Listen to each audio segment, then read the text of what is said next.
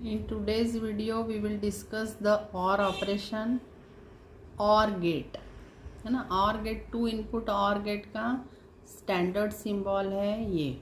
यहाँ पर ये दो इनपुट हैं, A and B are two inputs and Y is output. If our n input OR gate is there, then the symbol will be like this. Only one output will be there. Output is always one, but input can be increased.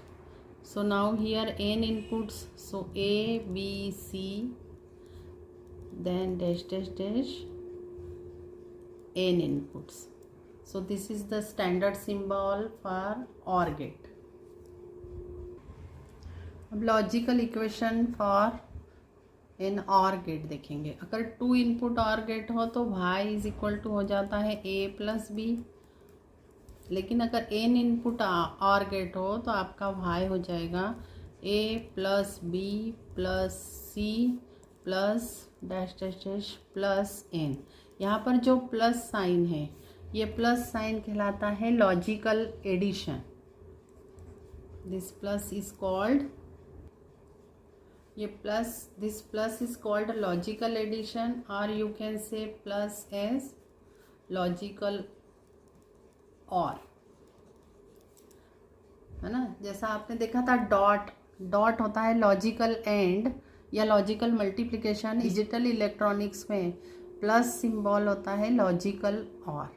जहाँ पर भी plus operation करेंगे उसको बोलेंगे logical और या logical addition, ठीक है। अब हम इसका ट्रूथ टेबल देख लेते हैं। The definition of OR operation, the OR operation is defined as the output of an OR gate is 1। Output 1 कब होगा उसकी कंडीशन है इफ एंड ओनली इफ 1 और मोर इनपुट्स आर 1। मतलब एक भी इनपुट 1 हो तो भी 1 मिलेगा, और एक से ज़्यादा इनपुट भी 1 हो सकते हैं तो भी आउटपुट 1 मिलेगा, ठीक है। तो यहाँ पर हमारे यहाँ इस साइड में हम इनपुट्स ले लेते हैं एंड इधर output. So inputs are A and B and output is Y, right. इनकी पॉसिबल वैल्यूज हम ऑलरेडी डिस्कस कर चुके हैं। Both can have 0 value, 0 1 1 0 1 1। अब यहाँ पे अकॉर्डिंग टू द डेफिनेशन आपको 1 मिलेगा इफ 1 और मोर इनपुट्स आर 1। मतलब कम से कम एक इनपुट का 1 होना बहुत ज़रूरी है, ठीक है। अब देखो पहला यहाँ पे हमने ट्रूथ टेबल बना रहे हैं for two input OR gate, है ना। Truth table for two input OR gate, ठीक है। तो यहाँ पर आपके देखो पहले केस में A और B दोनों 0 हैं, तो एक की भी वैल्यू 1 नहीं है तो आउटपुट 0 मिलेगा। अब यहाँ पर A की वैल्यू 0 है लेकिन B की 1 है तो आउटपुट 1 मिलेगा। एक की भी 1 हो तो आउटपुट 1 मिलेगा। यहाँ पर A की 1 है तो आउटपुट 1 मिलेगा। And in the last case A and B both are having value 1, तो 1 वैल्यू होनी चाहिए, एक की हो या 2 की हो कि या n वेरिएबल हो, सभी की वैल्यू 1 हो तो भी आउटपुट 1 मिलेगा। के ट्रूथ टेबल को आप देखेंगे कि आपको 0 कब मिलता है, जब सारे इनपुट्स 0 हो। देखो सारे n इनपुट, अगर मान लो n इनपुट ट्रूथ टेबल आप बनाना चाहें तो आप चेक कर लें जिस वाले केस में सारे इनपुट 0 हो वहीं पे आपको 0 आएगा, और बाकी सारे इसमें कम से कम एक इनपुट की वैल्यू 1 रहेगी, तो सारे रेस्ट ऑफ द केसेस में आपको आउटपुट 1 मिलेगा। देखिए अब हम देखते हैं सर्किट फॉर OR गेट। अब यहाँ पर ये सेल है, बैटरी है, यहाँ पर 2 स्विचेस हैं S1 एंड S2, एंड यहाँ पर बल्ब है ना। अब या तो स्विच ऑन होगा या स्विच ऑफ होगा, 2 ही पॉसिबिलिटीज़ होगी। मतलब हमारे डिजिटल इलेक्ट्रॉनिक्स में जो 2 पॉसिबिलिटीज़ होती हैं 0 और 1, है ना। तो जब ऑफ होगा, उस स्विच जब ऑफ होगा हम उसको 0 बोलेंगे, ऑन होगा तब उसको 1 बोलेंगे। इसी तरह S2 की भी 2 ही पॉसिबिलिटीज़ हो सकती है, S2 या तो ऑन होगा या ऑफ होगा। अब हम पहले केस में देखते हैं कि दोनों ऑफ है, दोनों ऑफ है मतलब दोनों डिस्कनेक्टेड है, ये ऊपर ही है अभी, तो सर्किट डिस्कनेक्टेड है, तो यहाँ से करंट, यहाँ पर सर्किट ब्रेक है तो करंट आगे फ्लो नहीं होगा। अगर दोनों ऑफ है तो यहाँ पर करंट ही नहीं जाएगा बल्ब में, तो बल्ब ऑफ रहेगा, है ना। मतलब आपके S1 और S2 की पॉसिबिलिटीज़, अगर S1 भी आपका ऑफ है एंड S2 भी ऑफ है तो आपका बल्ब क्या रहेगा, ऑफ रहेगा, ठीक है। लेकिन अगर आप S1 को ऑन कर देते हैं, S1 को ऑन कर देते हैं एंड S2 ऑफ ही रहता है, ठीक है।